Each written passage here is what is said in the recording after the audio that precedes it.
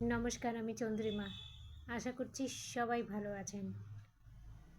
জানেন তো, শরীরের থেকে মনটাকে খুব ভালো করে পরিষ্কার করে রাখুন। মনটা পরিষ্কার হলেই কিন্তু আপনার শরীরটাও পরিষ্কার এমনিতেই হয়ে যাবে। মনটা দেখে কিন্তু এই যুগে কেউ আসে না, সবাই শরীরটা দেখেই আসে। কিন্তু সবথেকে জরুরি হচ্ছে মনটা। মনই হচ্ছে আসল।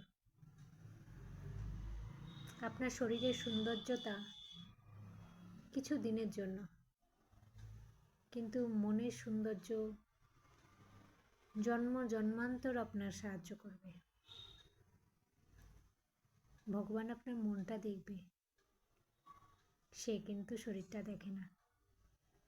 এই জন্য মনে হিংসা, অহংকার, পাপ কোনো কিছুই রাখবেন না। সব কিছু বার করে দিন। ময়লাগুলো সব ধুয়ে সুন্দর করে একটা মন তৈরি করুন,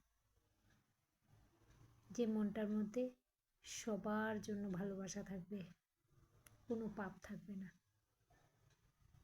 সুস্থ থাকবেন, ভালো থাকবেন, সবাইকে ভালো রাখবেন।